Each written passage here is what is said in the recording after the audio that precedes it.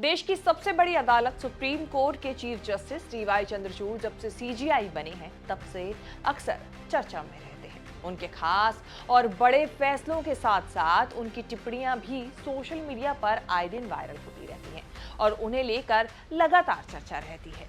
बीते 15 अगस्त यानी स्वतंत्रता दिवस के दिन पीएम मोदी और सीजीआई डीवाई चंद्रचूड़ का हाथ जोड़ने वाला वीडियो और गृह मंत्री अमित शाह और सीजीआई का हाथ जोड़ने वाला वीडियो वायरल हो गए थे।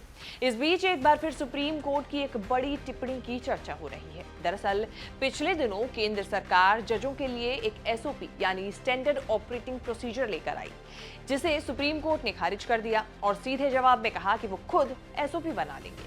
क्या है ये पूरी खबर, बताएंगे इस रिपोर्ट में। नमस्कार, मैं हूं कीर्ति और आप देख रहे हैं न्यूज तक। नौकरशाहों को बेवजह कोर्ट में बुला लेना और कभी कुछ तो कभी कुछ बहाने से उन्हें खरी खोटी सुना देना, जजों की रौब झाड़ने के इस रवैये से सरकार चिंतित है। इसी के लिए एक एसओपी लाया गया। इस एसओपी में कहा गया था कि कोर्ट की अवमानना के दोषी पाए गए अधिकारी के दंड पर तब तक रोक लगे जब तक कि वो कोर्ट के आदेश के खिलाफ अदालत में अर्जी न डाल दे। जजों को आदर्श रूप से अपने स्वयं के आदेशों के उल्लंघन के लिए अवमानना मामले की सुनवाई नहीं करनी चाहिए। इसके जवाब में सीजीआई डीवाई चंद्रचूड़ और जस्टिस जेबी पारदीवाला और जस्टिस मनोज मिश्रा की पीठ ने कहा कि वो नौकरशाहों को संवैधानिक अदालतों के सामने निजी रूप से मौजूद रहने के लिए बेतुके बुलावे को रोकने और बिना ब्लेजर पहने अदालतों में उपस्थित होने वाले अधिकारियों को अपमानित करने से जजों को हतोत्साहित करने के लिए मानक दिशा निर्देश खुद तैयार करेंगे।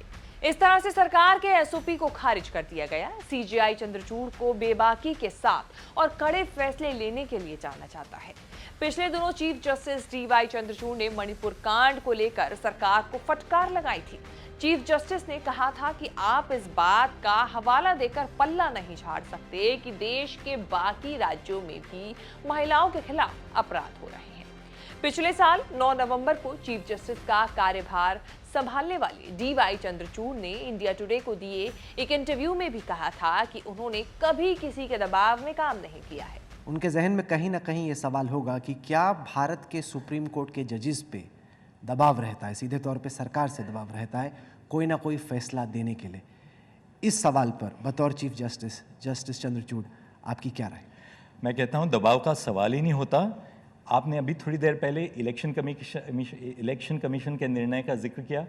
यदि दबाव होता तो क्या ये निर्णय आ जाता? Election commission judgement is one judgement. I can give you judgment after judgment which we deliver with such routine, in such routine manner, which never makes the headlines in the newspapers, because these are not big ticket judgments affecting, some political arm or some political issue. The largest litigant in India today is the state, and most of our judgments deal with involvement of the state and its instrumentalities. And we are holding against the state, I'm not just saying government, but against the state, in such a large number of issues, whether it's crime, whether it's pensions, whether it's somebody's employment, whether it's somebody's insurance policy.